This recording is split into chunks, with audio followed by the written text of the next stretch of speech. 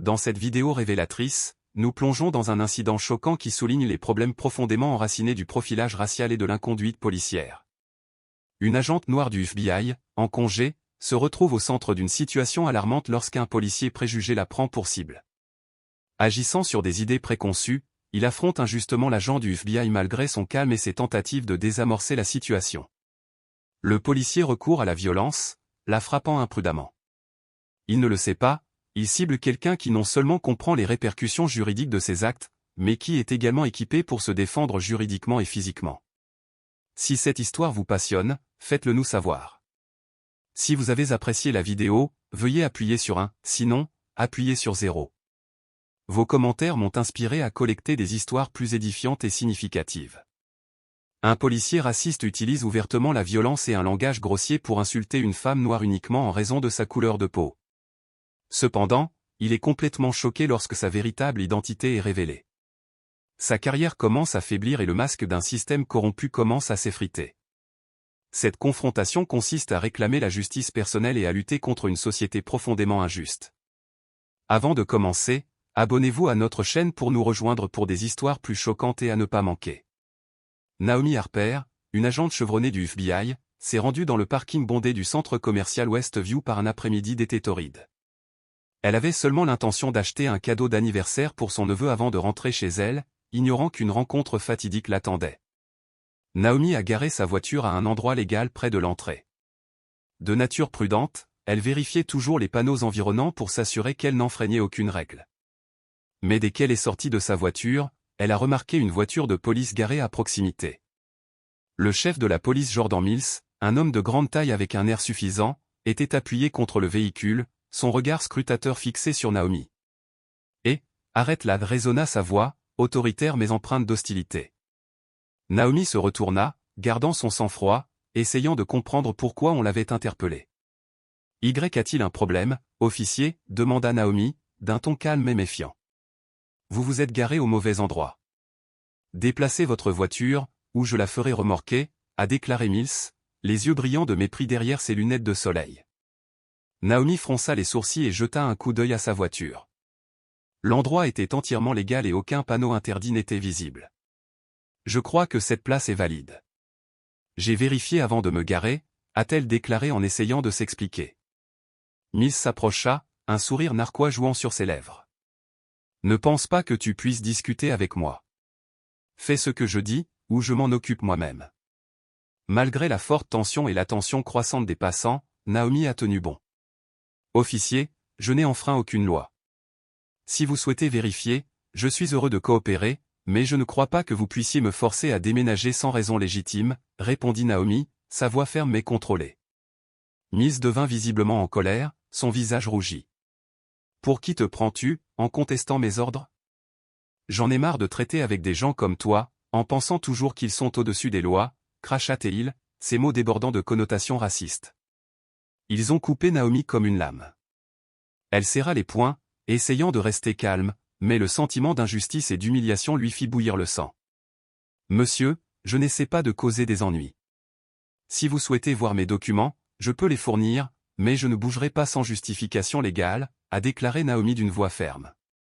Mills, ignorant son explication, s'est précipité vers la voiture de Naomi et a ouvert la portière.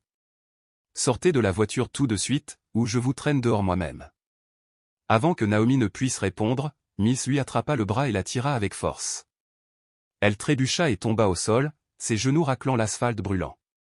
Des halètements et des murmures ont éclaté dans la foule croissante, beaucoup sortant leur téléphone pour enregistrer la scène. « Est-ce que c'était nécessaire ?» demanda une voix de la foule. « Tu penses que tu es spécial ?» cria Mills, les yeux brillants d'hostilité. « Lève-toi et mets tes mains sur le capot. » Naomi se leva lentement, les yeux plissés mais remplis de détermination. Elle regarda directement Mills, sans peur mais méfiante. « Tu n'as aucune idée de ce que tu fais » dit-elle d'une voix ferme. Mills rit moqueusement. « Je me fiche de qui tu es. Pour moi, tu es juste une autre personne de couleur qui pense que tu es meilleur que tout le monde. » Naomi n'a pas répondu, mais les paroles de Mills ont renforcé sa compréhension du système injuste auquel elle était confrontée. La foule autour d'eux a continué à filmer et Naomi savait que cette rencontre était loin d'être terminée.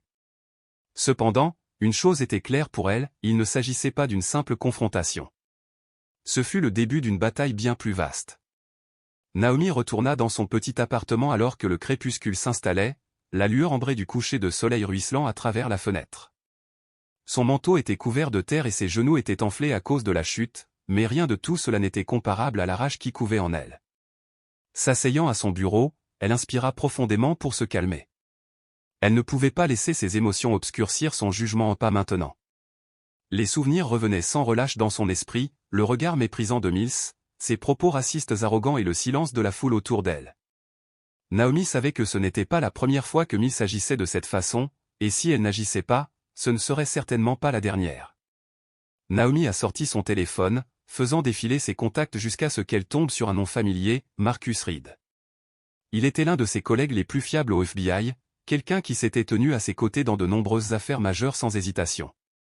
Naomi a appelé Reed et lui a raconté l'incident. « Rendez-vous au bureau tout de suite », dit Reed d'une voix basse et sérieuse. Dans le bureau privé de Reed au siège du FBI, Naomi était assise en face de son partenaire de longue date. Reed, un homme de grande taille aux yeux perçants et au sourire chaleureux, avait maintenant l'air complètement sérieux. Il écouta l'histoire de Naomi sans interruption, son expression devenant plus sombre à chaque détail. « Jordan Mills », répéta Reed en prononçant chaque mot, « ce type n'est pas n'importe quel flic ordinaire. Il est connu pour abuser de son autorité, mais il s'en sort toujours. »« Tu sais pourquoi ?» a demandé Naomi. « Parce qu'il est protégé », a déclaré Reed en se penchant en arrière sur sa chaise. Pas seulement par ses collègues, mais par des personnes plus haut placées. Il ne s'agit pas seulement de Mills. Il n'est qu'un pion dans un réseau de corruption beaucoup plus vaste. Naomi plissa les yeux, la tension dans sa poitrine augmentant. « Que voulez-vous dire ? Parlez-vous des gens de la police ? » « Ce n'est pas seulement le service de police, » répondit Reed en se penchant en avant. « J'ai entendu des rumeurs sur des accords secrets, des sommes d'argent massives provenant d'entreprises louches. Mills et quelques autres officiers sont ceux qui effectuent le sale boulot, mais les vraies ficelles sont tirées plus haut, les capitaines, peut-être même les politiciens locaux. » Naomi serra les poings. Cette révélation la laissa à la fois furieuse et accablée. « Alors, par où commencer ? Je ne peux pas laisser cet incident passer sous le tapis. Mills doit être tenu pour responsable. » Reed hocha la tête, la détermination brillait dans ses yeux. « Nous ferons cela de la bonne manière, mais tu dois savoir, Naomi, que ce ne sera pas facile. Une fois que tu poursuivras Mills, il ne restera pas tranquillement assis. Il sait manœuvrer et il a de puissants alliés. » Naomi expira profondément, mais son regard resta résolu. « Il sait peut-être manœuvrer, mais je n'ai pas peur. J'ai déjà affronté pire, et cette fois, je ne les laisse pas gagner. » Vers la fin de leur conversation, Reed en a révélé davantage. Mills avait été impliqué dans plusieurs cas de force excessive qui ont été dissimulés par le système. De plus, il aurait accepté des pots de vin pour ignorer les activités criminelles des gangs locaux, faisant de lui un élément essentiel du réseau de corruption. Reed a remis à Naomi un ancien dossier contenant des plaintes contre Mills. Même si les preuves n'étaient pas suffisantes pour une condamnation, elles constituaient le point de départ d'une enquête plus approfondie. Naomi prit le dossier, les yeux brillants de détermination. Elle savait que cette bataille ne serait pas facile, mais elle était prête à se battre. Elle savait qu'elle n'était pas seule. Avec le soutien de Reed, elle était déterminée à dénoncer non seulement Mills, mais tout le réseau derrière lui. « Ils ont choisi la mauvaise personne avec qui s'en prendre », dit Naomi d'une voix basse mais puissante. Reed fit un petit sourire approbateur et hocha la tête. « Alors commençons par ici. » Naomi n'a pas perdu de temps. Dès son retour à son appartement après avoir rencontré Reed, elle s'est assise à son bureau, a allumé son ordinateur et a commencé à rechercher toutes les informations qu'elle pouvait trouver sur Jordan Mills. Grâce à ses compétences d'enquêteur d'élite et à sa détermination sans faille, elle savait qu'elle devait découvrir la vérité, non seulement pour se protéger, mais aussi pour démanteler le système corrompu que Mills et ceux qui le soutenaient avaient bâti. Chaque clic révélait de nouvelles couches d'informations, mais aussi davantage de questions. Les dossiers de Mills étaient truffés d'irrégularités. Naomi a trouvé plus d'une douzaine de rapports concernant son recours inutile à la force, ciblant pour la plupart des individus issus de communautés minoritaires. Étrangement, la majorité de ces rapports ont été rejetés ou traités en interne, de manière étrangement discrète. Naomi a fouillé plus profondément et a découvert que Mills avait été impliqué dans plusieurs procès très médiatisés, dont aucun n'a jamais été porté devant les tribunaux. Des preuves avaient disparu, des témoins s'étaient retirés et les dossiers étaient incomplets d'une manière qui semblait trop cohérente pour être une simple coïncidence. Il est devenu évident pour Naomi que Mills n'agissait pas seul. Le système le protégeait. Plus elle faisait de recherches, plus Naomi dénichait des transactions financières douteuses. Plusieurs grosses sommes d'argent avaient été transférées sur les comptes de Mills à partir de sources obscures. Certains étaient déguisés en dons caritatifs ou en primes de performance de petites entreprises, mais en réalité, ils étaient liés à des entreprises impliquées dans d'importantes opérations de contrebande et de trafic de drogue. En examinant d'anciens rapports, Naomi est tombée sur le nom d'une femme, Alicia Carter, une mère célibataire qui avait accusé Mills de l'avoir agressée lors d'un contrôle routier. Selon le dossier, Alicia avait retiré sa plainte après avoir été convaincue par le conseiller juridique de la police. Pourtant, son dossier médical indiquait qu'elle avait eu des côtes cassées et de graves contusions au cours de l'incident et des blessures bien trop graves pour être considérées comme un malentendu. Naomi a décidé de contacter Alicia. Après plusieurs appels et quelques tentatives de persuasion, Naomi a finalement organisé un rendez-vous dans un petit café à la périphérie de la ville. Alicia, une jeune femme aux yeux fatigués et à l'expression méfiante, était assise en face de Naomi, les mains tremblantes alors qu'elle tenait sa tasse de café, toujours visiblement craintive à l'évocation de Mills. « Tu sais qu'il ne me laissera pas tranquille, » dit Alicia, sa voix à peine au-dessus d'un murmure. « Jordan Mills, il a du pouvoir. Il sait comment faire taire les gens. » Naomi hocha la tête, essayant d'instaurer la confiance. « Je comprends votre peur, mais j'ai besoin de votre aide, pas seulement pour le dénoncer, mais pour l'empêcher de faire du mal aux autres. » Alicia hésita, ses yeux parcourant la pièce comme si elle avait peur que quelqu'un l'observe. Finalement, elle baissa la voix et raconta l'incident avec beaucoup de détails. « Il m'a arrêté sans raison. Quand je lui ai demandé pourquoi, il s'est mis en colère et m'a dit de ne pas discuter. Je n'ai pas reculé et il m'a traîné hors de la voiture. Il m'a jeté à terre. Il m'a battu juste devant mon fils. » Sa voix se brisa et des larmes coulèrent sur son visage. « J'ai essayé de le dénoncer, mais quelqu'un de la police est venu chez moi et m'a dit de laisser tomber, sinon je le regretterais. » En plus de son récit, Alicia a révélé qu'elle connaissait une autre femme, Mary Jenkins, qui avait également été victime de Mills mais avait été contrainte de garder le silence après avoir reçu des menaces. Alicia a accepté d'aider Naomi à localiser Mary pour renforcer le dossier. Mary Jenkins, bien qu'initialement terrifiée, a finalement accepté de témoigner, fournissant des détails sur la façon dont Mills a utilisé son autorité pour manipuler les victimes et les forcer à retirer leurs plaintes. L'histoire d'Alicia n'était pas seulement un témoignage de la violence de Mills, mais aussi une illustration frappante du système qui le protégeait. Il n'a pas seulement utilisé la force brute, il a utilisé la peur comme arme pour contrôler ses victimes. Avec le soutien de ses supérieurs et de ses collègues, Naomi a documenté le récit d'Alicia et a promis qu'elle ne laisserait pas l'affaire être oubliée. « Tu n'es pas seule, Alicia. Je ferai tout ce qui est en mon pouvoir pour le traduire en justice. » Alicia hocha la tête, une légère lueur d'espoir dans ses yeux lasses. « Si tu peux faire ça, je serai à tes côtés. Mais j'ai peur. Naomi, j'ai peur qu'il s'en prenne à nouveau à moi. » Naomi posa sa main sur celle d'Alicia, son regard ferme et résolu. « Je te protégerai.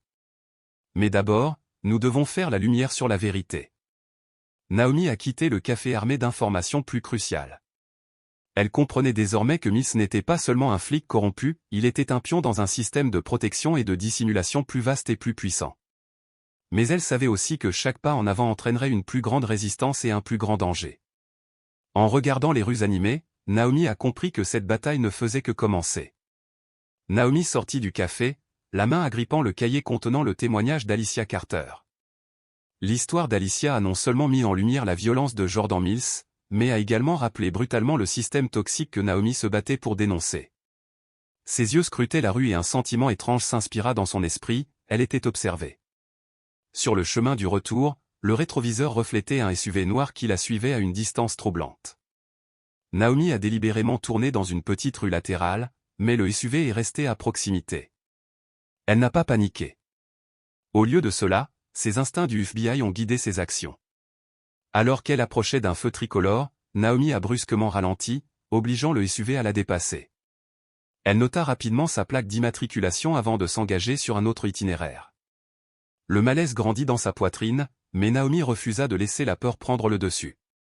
Elle savait que son enquête avait touché les nerfs, et ceux qui protégeaient leur secret étaient prêts à tout mettre en œuvre pour l'arrêter. Quelques jours plus tard, Naomi a trouvé une enveloppe anonyme dans sa boîte aux lettres. À l'intérieur se trouvait une photo d'elle parlant avec Alicia au café, accompagnée d'une note manuscrite, « Arrêtez, ou vous le regretterez ».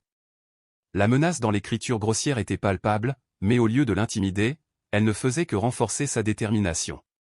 Elle a envoyé la photo au laboratoire du FBI pour analyse et a signalé l'incident à Marcus Reed. « Ils savent ce que vous faites », a déclaré Reed au téléphone, la voix grave. « Tu dois être prudente, Naomi. Ce n'est plus seulement une enquête standard. » Ce soir-là, Naomi retourna à son appartement après une longue journée d'enquête. Le petit espace était inhabituellement calme, la lumière du couloir projetant des ombres à travers la fenêtre. Elle posa son sac sur la table et s'apprêtait à saisir son ordinateur portable lorsqu'elle remarqua quelque chose d'étrange, la fenêtre du salon était entr'ouverte, même si elle était certaine de l'avoir verrouillée avant de partir. Naomi se tenait devant le miroir, regardant son reflet fatigué. Les menaces qu'elle avait reçues étaient impossibles à ignorer. Reed lui avait rappelé de donner la priorité à sa sécurité, lui suggérant même de suspendre l'enquête pour éviter tout danger supplémentaire. Mais Naomi savait que prendre du recul maintenant rendrait tous ses efforts vains. Confrontée à un choix, sa sécurité ou continuer à découvrir la vérité, Naomi sentit le poids de la tension peser sur elle. Elle décrocha son téléphone, ses doigts parcourant ses contacts jusqu'à ce qu'elle atterrisse sur le numéro de Reed. Elle a pensé à l'appeler pour lui dire qu'elle prendrait du recul, mais ensuite les images de personnes comme Alicia Carter, Reed et toutes les autres victimes lui ont traversé l'esprit. Naomi posa le téléphone et prit une profonde inspiration. « Pas maintenant », se murmura-t-elle. « Je ne peux pas les laisser gagner. » Son cœur battait à tout rompre, mais Naomi ne laissait pas la peur lui dicter ses actions. Elle ouvrit tranquillement un tiroir à proximité et récupéra son Glock 19, puis se déplaça prudemment dans chaque pièce. Un léger bruit venant de la cuisine la fit s'arrêter. D'un mouvement rapide et expérimenté, Naomi se pressa contre le mur, l'arme levée. Alors qu'elle s'apprêtait à entrer dans la cuisine, une silhouette se jeta sur elle. Naomi a réagi instinctivement, esquivant l'attaque et écartant sa jambe, envoyant l'intrus au sol. L'homme, vêtu d'un sweatshirt à capuche, a tenté de se relever, mais Naomi avait pointé son arme sur lui avant qu'il ne puisse agir. « Reste où tu es. » Les mains sur la tête, ordonna Naomi, sa voix froide et ferme. L'homme hésita mais finit par obéir. Avant que Naomi ne puisse l'interroger, il sortit une petite bombe fumigène de sa poche et la jeta au sol. Une épaisse fumée envahit la pièce. Naomi toussa, essayant de garder les yeux ouverts. Le temps que la fumée se dissipe, l'intrus avait disparu. Naomi se laissa tomber sur une chaise, son esprit s'emballant. Ce n'était plus seulement un avertissement, c'était une attaque. Celui qui était derrière Miss n'était pas seulement au courant de son enquête, il était prêt à recourir à la violence pour l'arrêter. Elle a immédiatement appelé Reed et lui a raconté l'événement. « Ils ne veulent pas seulement me faire peur », dit Naomi d'une voix glaciale. « Ils veulent m'éliminer. » Reed resta silencieux pendant un moment avant de répondre, « Naomi, tu es confrontée à un réseau qui est plus que simplement corrompu. Ils feront tout ce qu'il faut pour se protéger.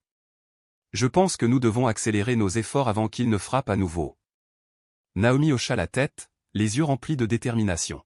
« S'ils pensent que je vais arrêter à cause de ça, ils ont tort.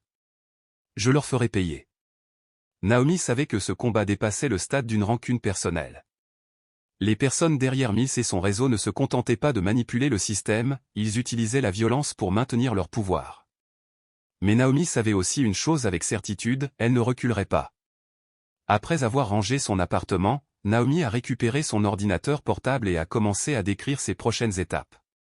L'obscurité derrière sa fenêtre semblait se profiler, mais cette fois, elle était prête pour la bataille à venir. La faible lumière du matin filtrait à travers la fenêtre de l'appartement alors que Naomi sortait, sa veste du FBI bien ajustée accentuant sa forte silhouette. La nuit précédente, elle avait passé des heures à examiner chaque détail de l'enquête, le témoignage d'Alicia, les rapports cachés et l'attaque de son appartement étaient tous liés pour dresser un tableau plus clair du réseau de corruption dont Jordan Mills faisait partie. Mais Naomi avait besoin de plus. Elle avait besoin d'une confession de sa part. Naomi est entrée dans le poste de police, l'atmosphère apparemment glaciale à son entrée. Les regards curieux mais méfiants des officiers dans le couloir passèrent sur elle, mais Naomi s'en fichait. Elle se concentrait sur une seule cible, Jordan Mills. Elle s'est arrêtée devant la salle de repos des agents. La porte était légèrement entr'ouverte, révélant Mills assis sur une chaise, riant et plaisantant avec un collègue. Il avait l'air confiant, à l'aise, comme si rien ne pouvait l'atteindre. Mais lorsque ses yeux rencontrèrent ceux de Naomi, son sourire disparut instantanément. « Que faites-vous ici » demanda Mills en se levant. Son ton était froid mais empreint de malaise. Naomi entra, les yeux fixés sur lui. « Je suis ici pour te parler, Mills. De ce que tu as fait. » Mills sourit narquoisement, croisant les bras sur sa poitrine. « Oh, je ne me souviens pas avoir fait quelque chose de mal. » Naomi sortit un dossier de sa poche et le posa sur la table. « Ces noms vous disent quelque chose ? Alicia Carter, Michael Daniels et bien d'autres, des gens que vous avez attaqués, menacés et réduits au silence. » Mills jeta un coup d'œil au dossier avant de reporter son regard sur Naomi. Son expression la défiait. « Tu penses qu'une pile de papier peut faire n'importe quoi ? J'ai entendu des histoires comme celle-là toute ma vie. Tu n'as rien contre moi. » Naomi n'a pas reculé. « Ne vous installez pas trop à l'aise, Mills. J'ai le témoignage d'une de vos victimes. J'ai également suivi vos transactions financières, ces sommes inexplicables provenant d'entreprises louches. Elles ne passent plus inaperçues. Pensez-vous que cela sera ignoré pour toujours ?» Mills plissa les yeux, même si son expression resta provocante. « Vous ne comprenez pas. Ce système est construit pour protéger les gens comme moi. Essayez tout ce que vous voulez, mais au final, vous n'obtiendrez rien. » Naomi s'approcha, le regard perçant. « Le système vous a peut-être déjà protégé auparavant, mais pas cette fois-ci. Ils ont choisi la mauvaise personne à défier. » Mills eut un sourire narquois, mais la lueur d'inquiétude dans ses yeux le trahit. « Tu penses que tu es spécial ? Tu penses que tu peux briser quelque chose qui a écrasé tout le monde avant toi ?» Naomi observa sa réaction puis parla, sa voix basse mais autoritaire. « Pourquoi ne dis-tu pas la vérité, Mills ? Tu n'es qu'un pion, n'est-ce pas ? Alors, qui tire les ficelles ?» Sa question fit figer Mills momentanément, même s'il essaya de la masquer. L'hésitation dans ses yeux était évidente. Naomi savait qu'elle avait touché un point sensible. « Vous ne savez pas ce que vous faites » a déclaré Mills, la voix plus basse maintenant, presque un avertissement. « Si je dis quelque chose, je serai détruit. Ils ne m'épargneront pas, et je peux vous promettre qu'ils ne vous épargneront pas non plus. » Naomi se pencha légèrement, ses yeux fixés sur son regard évasif. « Qui sont-ils ? Un capitaine, un commandant ou quelqu'un d'encore plus haut ?» Mills ne répondit pas, la regardant avec un mélange de peur et de colère. « Vous ne comprendrez jamais. Ce n'est pas un combat que vous pouvez gagner. » Naomi se redressa et attrapa le dossier. « Vous avez tort, Mills.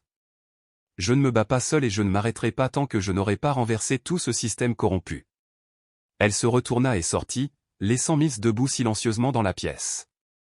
Il essayait de maintenir sa confiance extérieure, mais Naomi pouvait dire qu'elle avait semé la peur dans son esprit. Mills n'avait pas seulement peur pour lui-même, il était terrifié par ceux à qui il répondait. Alors que Naomi quittait la gare, un tourbillon d'émotions monta en elle. Les avertissements voilés de Mills confirmaient ce contre quoi Reed l'avait mis en garde, il ne s'agissait pas seulement d'une bataille contre un officier corrompu mais contre tout un réseau de pouvoir caché dans l'ombre. Mais au lieu de la décourager, cela n'a fait que renforcer la détermination de Naomi. Elle savait qu'elle avait touché quelque chose de bien plus grand et elle était prête à y faire face de front. Naomi sortit du poste de police, le soleil de midi brillant sur son visage mais ne faisant pas grand-chose pour apaiser la tension dans sa poitrine. Les mots de Jordan Mills résonnaient dans son esprit, « Si je parle, je serai détruit. » Ce n'était pas seulement une excuse, c'était un aveu que Mills était contrôlé par une force beaucoup plus importante. Alors que Naomi réfléchissait à sa prochaine action, son téléphone sonna. L'identification de l'appelant indiquait un numéro inconnu. « Voici Harper, » répondit-elle d'un ton calme. « Nous devons parler » dit une voix grave et précipitée. C'était Mills. « J'ai des informations, mais vous devez garantir ma sécurité. » Naomi fronça les sourcils, ses yeux scrutant prudemment son environnement. « Pourquoi devrais-je te faire confiance ? Comment puis-je savoir que ce n'est pas un piège ? » « Vous n'avez aucune raison de me faire confiance » expira brusquement Mills. « Mais si vous voulez découvrir la vérité sur ce réseau, je suis votre seule chance. » Cet après-midi-là, Naomi a donné rendez-vous à Mills dans un petit café en dehors de la ville. C'était un endroit qu'elle avait soigneusement choisi suffisamment éloigné pour échapper à la surveillance, mais suffisamment proche pour garder le contrôle de la situation en cas de problème. Assise en silence dans sa voiture, Naomi regardait le café à travers le pare-brise. Son esprit se débattait avec la décision. Coopérer avec quelqu'un comme Mills n'était pas seulement un dilemme éthique mais un risque important. S'il mentait, toute l'enquête pourrait être compromise. Elle jeta un coup d'œil au téléphone à côté d'elle, se demandant si elle devait appeler Reed et revoir le plan. Mais une partie d'elle savait que c'était une opportunité unique d'aller de l'avant. Naomi agrippa le volant, les paumes moites de sueur. « Mills n'est pas mon allié, murmura-t-elle, mais il pourrait être la clé pour briser ce système. » Prenant une profonde inspiration, Naomi sortit de la voiture. Chaque pas vers le café lui paraissait lourd, mais ses yeux brûlaient de détermination. Mills est apparu en civil, l'air plus fatigué et anxieux que ce matin-là. Il s'assit en face de Naomi, ses yeux parcourant tout autour comme s'il pesait ses mots. « J'ai besoin d'un accord, commença Mills, la voix rauque. Si je vous dis tout ce que je sais, vous devez garantir ma protection. » Naomi le regarda, son scepticisme apparent. « Tu penses que je vais négocier avec toi après tout ce que tu as fait? Tu as agressé, menacé et blessé d'innombrables personnes. » Mills déglutit difficilement, la sueur battant sur son front. « Je sais, et je n'en suis pas fier. Mais vous ne comprenez pas. Je n'avais pas le choix. Ils contrôlent tout. Je ne suis qu'un pion entre leurs mains. » Naomi se pencha en avant, sa voix basse mais autoritaire. « Qui sont-ils, Mills? J'ai besoin de noms. » Mills jeta un coup d'œil nerveux autour du café, comme s'il craignait que quelqu'un ne l'observe. Il baissa la voix jusqu'à devenir un murmure. « Capitaine Richard Vaughn et lieutenant-colonel Samuel Brox. » Dit Mills, les yeux remplis d'inquiétude. « Ce sont eux qui commandent. Vaughn contrôle les opérations au sein du service de police, depuis l'attribution des dossiers jusqu'à la dissimulation des preuves. Brox travaille avec des étrangers, des politiciens, des entreprises et même des gangs de la ville. » Naomi sentit la colère bouillonner en elle en entendant ces noms. Vaughn et Brox étaient tous deux des personnalités éminentes, célébrées comme des piliers du service de police et de la communauté. Mais désormais, leur véritable nature était claire, des hommes qui exploitaient leur pouvoir pour se protéger et opprimer les autres. « Avez-vous une preuve? » demanda Naomi, le regard perçant. Mills hocha la tête, la voix tremblante. « J'ai des documents, des emails et des transactions bancaires, mais je ne peux pas les conserver plus longtemps. S'ils découvrent que je coopère avec vous, je ne vivrai pas assez longtemps. » Naomi regarda Mills pendant un long moment, pesant son offre. Elle savait que cela pourrait être l'avancée dont elle avait besoin pour son enquête, mais elle n'oubliait pas que Mills avait trahi d'innombrables autres personnes pour se sauver. « Je suis d'accord, » dit Naomi d'une voix ferme. « Mais si vous essayez de me tromper, je serai la dernière personne à qui vous aurez affaire. Et croyez-moi, je ne me retiendrai pas. » Mills prit une profonde inspiration, son expression mêlant peur et soulagement. « Je n'ai pas d'autre choix. Tu dois me croire cette fois. » Naomi se leva, les yeux fixés sur lui. « Tu ferais mieux d'espérer que je ne trouve pas de raison de regretter ça. » En quittant le café, Naomi avait l'impression de tenir une épée à double tranchant. Les informations fournies par Mills pourraient être la clé pour démanteler le réseau de corruption, mais elles pourraient aussi être un piège. Elle savait qu'elle ne pouvait pas lui faire entièrement confiance, mais elle n'avait pas non plus d'autre choix. Debout sur le parking, Naomi a sorti son téléphone et a appelé Marcus Reed. « J'ai des noms, dit-elle. Vaughn et Brox. » Il y eut un bref silence à l'autre bout du fil avant que Reed ne réponde, d'une voix basse et prudente. « Cela va être un gros combat, Naomi. Mais si nous pouvons vaincre ces deux-là, nous pourrions enfin avoir une réelle chance de faire la différence. » Naomi serra fermement le téléphone, les yeux brillants de détermination. « Je suis prêt. » Naomi n'a pas perdu de temps. Juste après avoir rencontré Jordan Mills, elle et Reed ont commencé à analyser les informations qu'ils venaient de recueillir. Les noms fournis par Mills n'étaient pas seulement des officiers de haut rang, il s'agissait d'individus puissants dont l'influence s'étendait bien au-delà du service de police. Au bureau du FBI, Naomi et Reed se sont plongés dans des documents, rassemblant les preuves pour obtenir une image plus claire. Les transactions financières de Vaughn et Brox ont commencé à révéler un vaste réseau de corruption impliquant des entreprises locales et des gangs criminels. Naomi avait l'impression de renverser une énorme pierre, pour découvrir d'innombrables insectes rampant en dessous. Nous avons besoin de plus, a déclaré Reed, d'un ton pensif.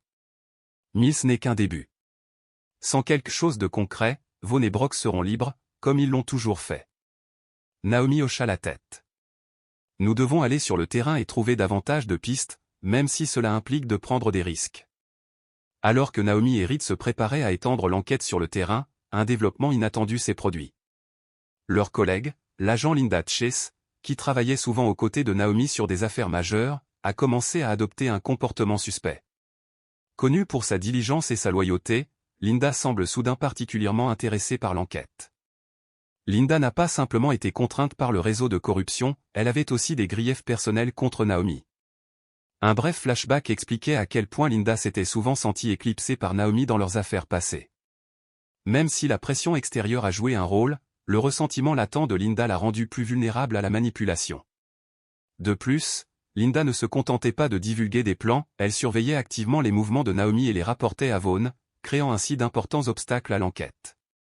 Cela ajoutait de la profondeur au personnage de Linda, faisant d'elle non seulement une traîtresse, mais aussi une figure complexe du récit. J'ai entendu dire que vous enquêtiez sur de grands noms du département, a déclaré Linda, le ton clair mais les yeux perçants. Besoin d'aide. Naomi a hésité, mais l'enthousiasme de Linda l'a poussée à décider de garder secrètes les informations critiques. Merci, mais nous nous débrouillons bien. Je vous ferai savoir si nous avons besoin de quelque chose. Linda sourit, mais il y avait une lueur passagère et peu naturelle dans ses yeux. Naomi l'a remarqué, mais à l'époque, elle n'avait pas suffisamment de raisons de donner suite à ses soupçons. 2 jours plus tard, Naomi et Reed ont mené une enquête sur le terrain dans un entrepôt abandonné qui, selon la rumeur, serait un site de transactions illicites liées à Vaughn et Brox. Mills les avait informés qu'il s'agissait de l'un des endroits clés pour cacher des documents et des preuves. À la tombée de la nuit, Naomi et Reed se sont approchés de l'entrepôt. Tous deux étaient habillés en civil et armés pour se protéger. Naomi ouvrait la marche, son arme fermement en main alors qu'il parcourait prudemment les sentiers sombres. Soudain, un léger bruit vint de l'autre côté de l'entrepôt. Reed fit signe à Naomi de s'arrêter. Mais avant qu'ils aient pu réagir, des coups de feu ont éclaté, des éclairs lumineux jaillissant de plusieurs directions. « C'est une embuscade !» cria Reed, tirant Naomi derrière une pile de caisses en bois. Naomi resserra sa prise sur son arme, son esprit s'emballant. Comment savait-il que nous serions là, pensa-t-elle.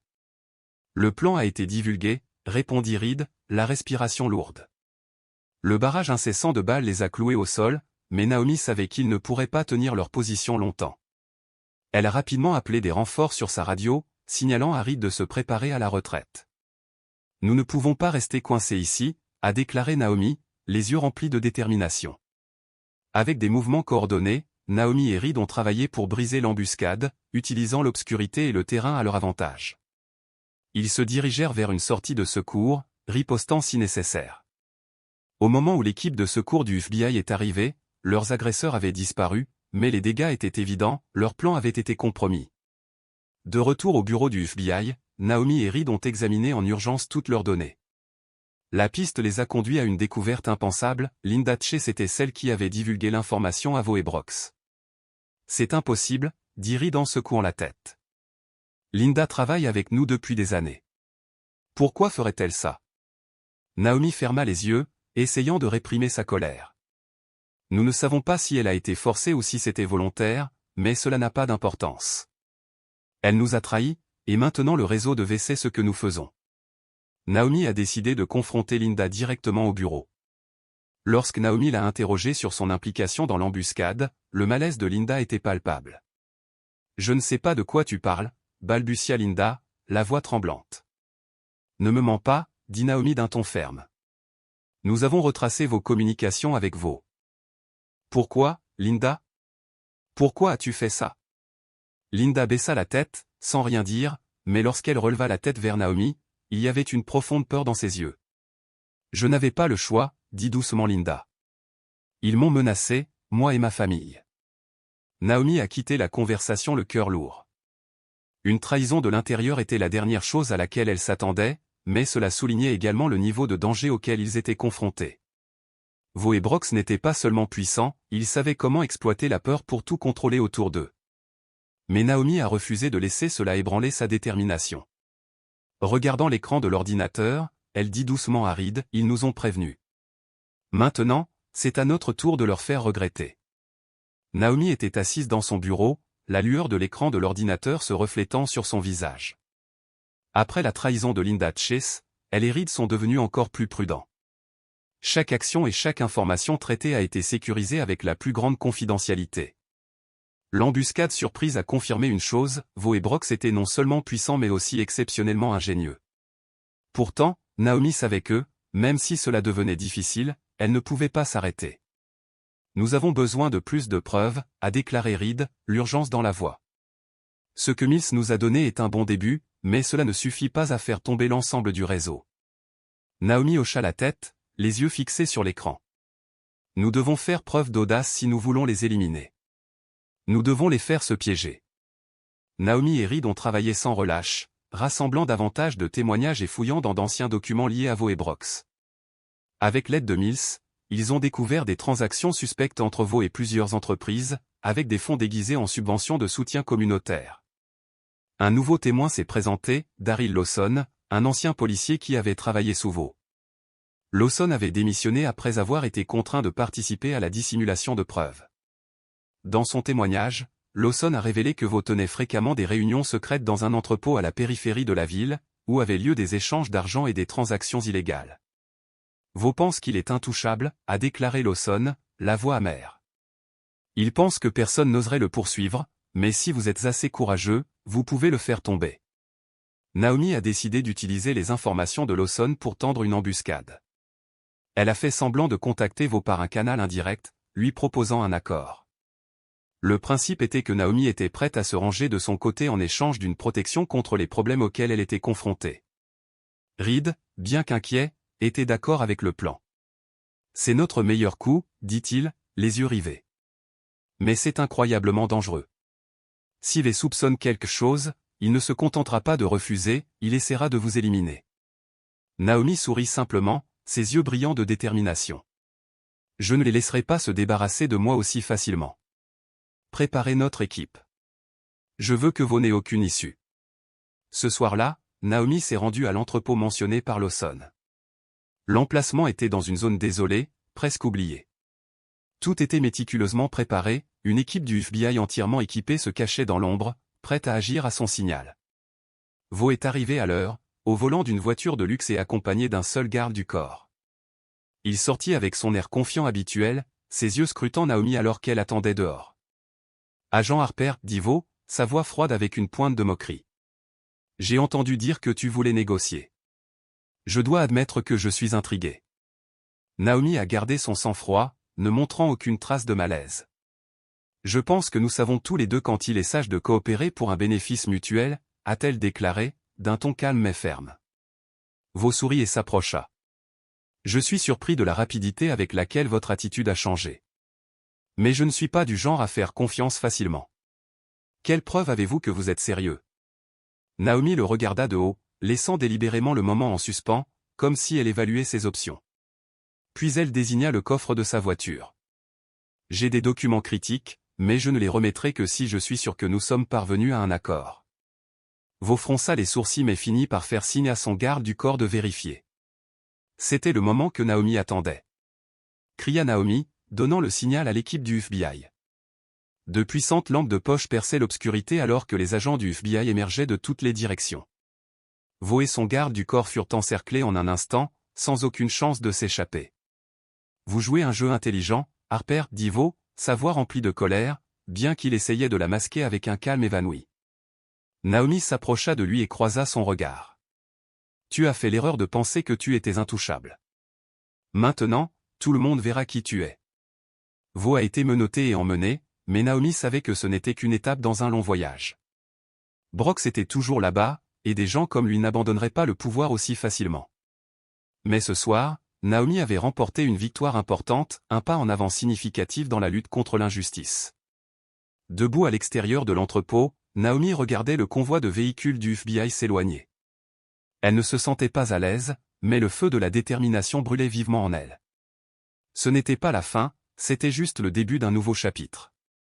Les néons du quartier général du FBI se reflétaient à travers la fenêtre de la salle de conférence alors que Naomi Harper, vêtu d'une tenue décontractée mais avec une détermination ardente dans les yeux, entrait dans le bureau de Reed. L'embuscade réussie avait amené le capitaine Richard Vaux devant la justice, mais Naomi savait que cette victoire n'était que le début. Des gens comme Brox et le système qui soutient Vaux ne seraient pas faciles à démanteler. Les jours suivants, les gros titres furent dominés par la nouvelle de l'arrestation de Vaux. L'indignation du public s'est accrue face à l'ampleur de la corruption et des abus de pouvoir au sein des services de police. Mais Naomi a dû faire face à des répercussions inattendues. Immédiatement après l'arrestation de V, Naomi a reçu un avis de ses supérieurs, elle a été suspendue dans l'attente d'une enquête interne. La raison officielle invoquée était qu'elle avait agi au-delà de son autorité et mis en danger la vie d'autres agents lors de l'embuscade. Naomi serra la notice dans sa main, la respiration lourde. « Ils essaient de me faire taire », a-t-elle déclaré à Reed lors d'une réunion privée. Il ne s'agit pas de rompre le protocole. Il s'agit de se protéger. Reed hocha la tête, son expression sombre. Ils veulent vous discréditer avant que vous puissiez aller plus loin. C'est leur façon de tout garder sous contrôle. Malgré sa suspension, Naomi a refusé d'abandonner. Elle a continué à travailler dans les coulisses, gardant le contact avec des témoins comme Alicia et Emils, tout en se coordonnant avec une équipe juridique pour garantir que le cas de V ne soit pas balayé sous le tapis. Pendant ce temps, l'attention du public s'est tournée vers la police. Les vidéos de l'arrestation de V et les témoignages se sont rapidement répandus sur les réseaux sociaux, alimentant l'indignation. Des manifestations ont éclaté devant le siège de la police avec des banderoles sur lesquelles on pouvait lire « Justice pour tous » et « Exiger la transparence ». Dans un premier temps, le service de police a tenté d'atténuer la pression en annonçant des mesures mineures comme une formation obligatoire sur le contrôle émotionnel et la conduite éthique pour les agents. Toutefois, ces efforts ont été jugés performatifs et incapables de s'attaquer aux causes profondes de la corruption et de la discrimination. Alors que Naomi se concentrait sur la lutte contre le système de l'intérieur, Noah Carter, l'ex-mari d'Alicia et avocat chevronné, a décidé de porter la bataille au public. Avec le soutien d'organisations de défense des droits humains, Noah a intenté une action en justice contre la police, l'accusant de favoriser le racisme systémique et les abus de pouvoir. Il ne s'agit pas seulement d'Alicia, a déclaré Noah lors d'une conférence de presse. Il s'agit de tous ceux qui ont été piétinés par ce système. Nous ne nous arrêterons pas tant que justice ne sera pas rendue. Le procès de Noah visait non seulement Vaux, mais dénonçait également les actions illégales d'autres officiers, dont Brox. Les preuves que Naomi et Reed avaient recueillies auprès de Mills et Lawson ont joué un rôle essentiel dans le renforcement de l'affaire. Pendant ce temps, Brox commençait à sentir la pression monter de toutes parts. Il a essayé de tirer parti de ses relations politiques pour détourner l'attention du public, mais ses efforts ont été vains. Alors que les demandes de réponses claires devenaient de plus en plus fortes, Naomi, bien que suspendue, surveillait de près chaque développement. Lorsque Reed l'a informée depuis le bureau du FBI, elle a simplement dit « Brox paiera. Je m'en assurerai ». La bataille juridique de Noah a marqué un tournant majeur. Lorsque le tribunal a ordonné au service de police de remettre tous les documents relatifs à Vaux et Brox, des preuves inattendues sont apparues révélant que Brox était non seulement corrompu, mais qu'il était également engagé dans des transactions financières avec des organisations criminelles. Avec le soutien de l'équipe juridique, Naomi et Reed ont rapidement lié les nouvelles preuves au réseau sur lequel ils enquêtaient. Pièce par pièce, le tableau complet d'un système corrompu et raciste s'est mis en évidence. Malgré sa suspension, Naomi savait que son combat n'était pas vain. Les protestations se sont poursuivies, les conférences de presse de Noah ont obtenu un large soutien du public et la pression sur la police s'est accrue de jour en jour. Debout près de la fenêtre de son appartement, Naomi regardait la rue animée en contrebas, où des panneaux au néon indiquant « Justice pour tous » brillaient dans la nuit. Elle inspira profondément, les yeux remplis de détermination. « Ce combat n'est pas terminé », se murmura-t-elle. « Je ne m'arrêterai pas. » Tard dans la nuit, Naomi s'est assise devant son écran d'ordinateur. La faible lumière bleue des documents projetait des ombres sur son visage. Chaque élément de l'affaire l'a conduite plus profondément dans les couches sombres du réseau de corruption dont Vaux et Brox faisaient partie. Les documents rassemblés par Noah et l'équipe juridique, combinés aux témoignages de Mills et d'autres témoins, ont commencé à révéler une vérité effrayante, ce réseau n'opérait pas seulement au sein de la police. Reed rentra dans le bureau avec un nouveau dossier en main. Il le posa sur le bureau de Naomi, l'expression tendue. « Tu dois voir ça. Cela ne te rendra pas heureux. » Naomi a ouvert le dossier et à l'intérieur se trouvaient des copies de courriels échangés entre Brox et plusieurs responsables municipaux discutant de la manière de dissimuler les fonds provenant de contrats de construction louches et de les canaliser vers des activités illégales. Il ne s'agit pas seulement de corruption, a déclaré froidement Naomi. Ils utilisent ce système pour maintenir le pouvoir et écraser tous ceux qui s'opposent à eux. Naomi et Reed se sont rapidement rendus compte que certains hauts fonctionnaires de la ville, dont le maire adjoint Harold Quinn et la directrice financière Susan Blake, étaient profondément liés à Brox. Quinn, qui semblait être un leader respecté, était en fait à l'origine de la légalisation de ces fonds illicites. Susan Blake, responsable des audits financiers de la ville, a utilisé son autorité pour enterrer les transactions. Il ne s'agit pas seulement de corruption, a déclaré Reed. Il s'agit d'une organisation étroitement structurée, de haut en bas. Ils ont construit tout un système pour se protéger. Naomi hocha la tête. Et si nous continuons à creuser, ils feront tout ce qu'ils peuvent pour nous arrêter. Peu de temps après, Naomi et Reed ont approfondi leur enquête. Des signes d'obstruction ont commencé à apparaître. Les demandes de documents de Naomi ont été retardées ou refusées sans explication. Certains témoins qu'elle avait prévu d'interroger ont changé leur version ou ont complètement disparu. Un soir, alors que Naomi rentrait chez elle, elle trouva une enveloppe anonyme dans sa boîte aux lettres. À l'intérieur se trouvait un seul morceau de papier avec les mots « Arrêtez avant qu'il ne soit trop tard ». Naomi serra le message dans sa main, les yeux flamboyants. « Ils pensent qu'ils peuvent me faire peur », a-t-elle dit plus tard à Reed, mais ils ont tort. Alors que Naomi poursuivait son enquête, le maire adjoint Harold Quinn a tenu une conférence de presse pour la critiquer publiquement. « Ces allégations sont sans fondement et nuisent à la réputation de notre ville », a déclaré Quinn, d'un ton digne. Je crois qu'il s'agit d'un effort de quelques individus pour semer la division et saper la confiance du public. Naomi regardait la conférence de presse depuis le bureau de Reed, le regard sombre. Quinn essaie de retourner l'opinion publique contre nous, a-t-elle déclaré. Il sait que nous nous rapprochons de leur réseau. Malgré les tentatives de Quinn de détourner l'attention, les documents et informations issus de l'enquête de Naomi ont commencé à circuler sur les réseaux sociaux. La confiance du public dans le gouvernement de la ville a continué de s'éroder et les manifestations sont devenues plus fréquentes. Nous avons besoin d'un grand pas en avant, a déclaré Reed, quelque chose d'indéniable pour demander des comptes à Quinn et Blake. Naomi hocha doucement la tête.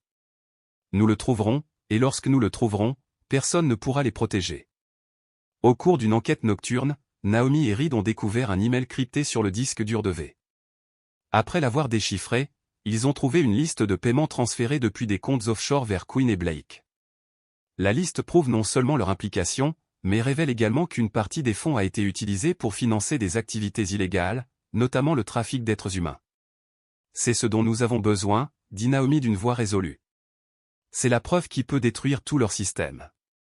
Naomi et Reed savaient qu'ils se trouvaient à la croisée des chemins dangereux. Chaque pas vers la vérité les rapprochait des personnalités les plus puissantes de la ville, des gens qui ne reculaient devant rien pour protéger leurs secrets. Mais Naomi n'a pas hésité. Debout près de la fenêtre de son bureau, elle regardait la ville plongée dans l'obscurité. Alors que les lumières des manifestations ci-dessous brillaient vivement, elle a déclaré « Nous allons faire tomber tout ce système », les yeux brûlants de détermination. Et ils ne pourront pas s'échapper. Naomi se tenait dans le bureau, les yeux rivés sur l'écran de l'ordinateur. Les preuves nouvellement découvertes les avaient amenés au bord d'une percée. Le système corrompu orchestré par Brox, Quinn et Blake était sur le point de s'effondrer. Pourtant, elle ne parvenait pas à se débarrasser du sentiment de malaise qui la rongeait la poitrine. Elle savait qu'à mesure qu'il se rapprochait de la vérité, le danger ne ferait qu'augmenter. Reed, comme d'habitude, entra dans la pièce avec une tasse de café à la main, un léger sourire sur le visage. « Nous avons parcouru un long chemin, Naomi, dit-il. Ils ont peur.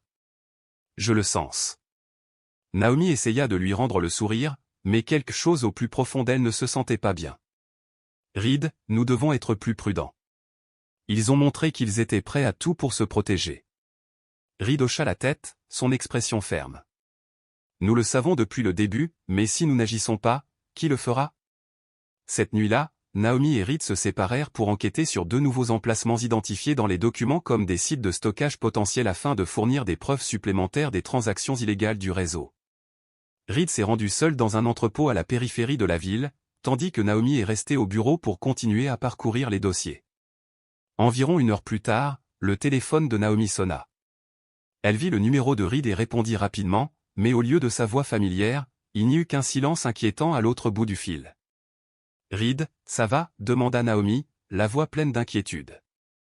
Une voix froide répondit, « Vous allez trop loin, Harper. Ceci est votre dernier avertissement. » Naomi se figea. Elle réalisa que Reed avait été suivi et qu'il était désormais en danger. Elle s'est précipitée hors du bureau, appelant le renfort du FBI, mais lorsqu'elle a atteint l'entrepôt, il était trop tard. Reed gisait immobile sur le sol en béton froid, une blessure mortelle à la poitrine. Les médecins ont fait de leur mieux, mais ils ne pouvaient rien faire. Naomi s'agenouilla à côté de lui, les mains tremblantes. « Reed, je suis vraiment désolée, » murmura-t-elle, les larmes coulant sur son visage. Dans les jours qui suivirent, Naomi quitta à peine son appartement. La culpabilité la consumait d'avoir entraîné Reed dans ce combat. Il avait toujours été son partenaire le plus fidèle, n'ayant pas peur d'affronter le danger pour la cause de la justice. Maintenant, il avait payé le prix ultime. Naomi regarda une photo d'elle et Reed issue d'une vieille enquête, le cœur brisé. « J'ai échoué », murmura-t-elle. Mais ensuite, comme une étincelle dans l'obscurité, elle se souvint des derniers mots de Reed, « Si nous n'agissons pas, qui le fera ?» Essuyant ses larmes, Naomi sentit sa culpabilité se transformer en détermination. « Je ne laisserai pas votre sacrifice être vain, » dit-elle, la voix tremblante mais résolue. Naomi retourna au bureau du FBI, où le chagrin suscité par la mort de Reed était palpable, mais elle savait que s'arrêter maintenant rendrait tous leurs efforts inutiles. Un soir, Naomi était assise dans son appartement faiblement éclairé, regardant la photo de Reed, les yeux gonflés par des heures de pleurs.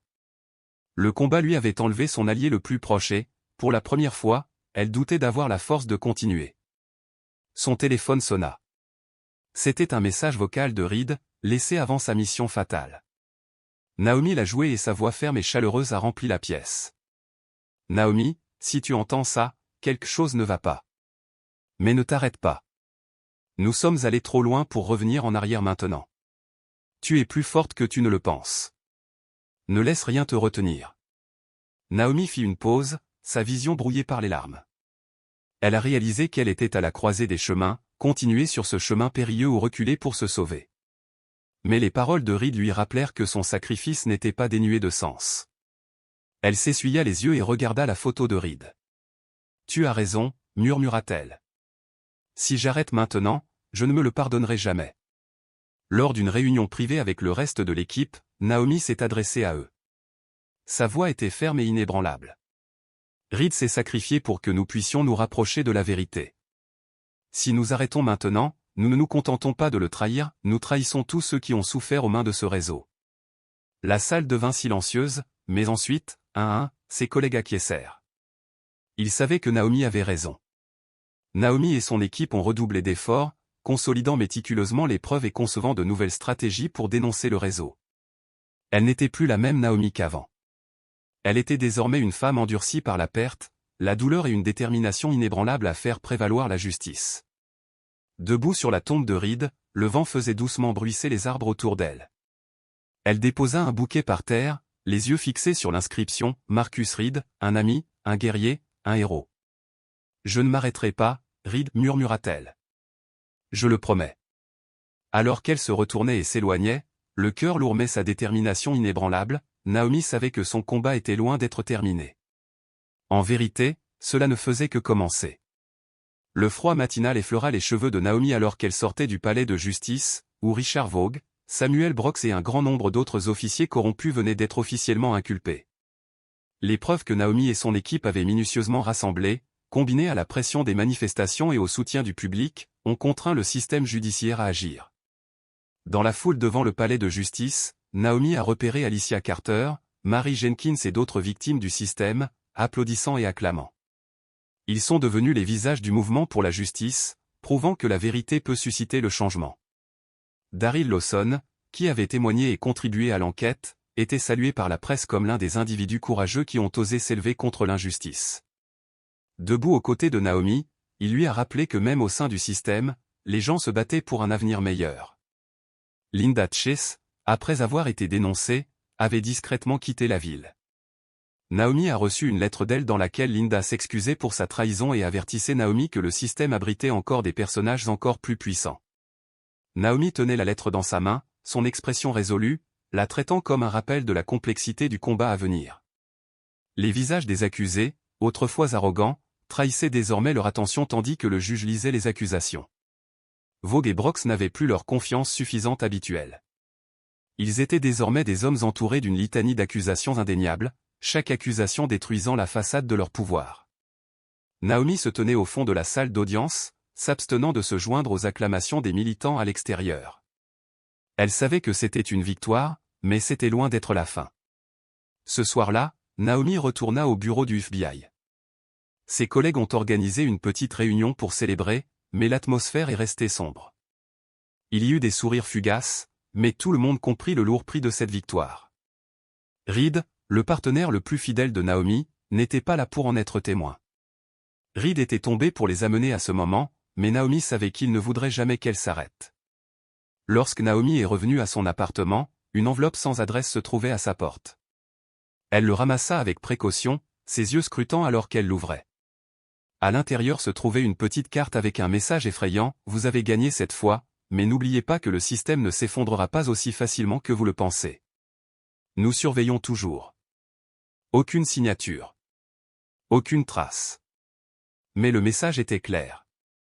Ce n'était pas seulement un avertissement, c'était une menace, un rappel que le combat de Naomi ne faisait que commencer. Elle regarda la carte pendant un long moment, sentant la colère et le danger qui y étaient incorporés.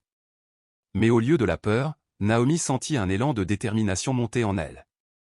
En montant sur son balcon, elle regarda les lumières de la ville qui s'étendaient dans l'obscurité comme des rubans d'espoir. De là, elle pouvait voir à la fois le chaos et la résolution sous les lampadaires. Les gens ont continué à se battre, à protester et à exiger des changements. Elle savait que Vogue et Brox n'étaient que la pointe de l'iceberg.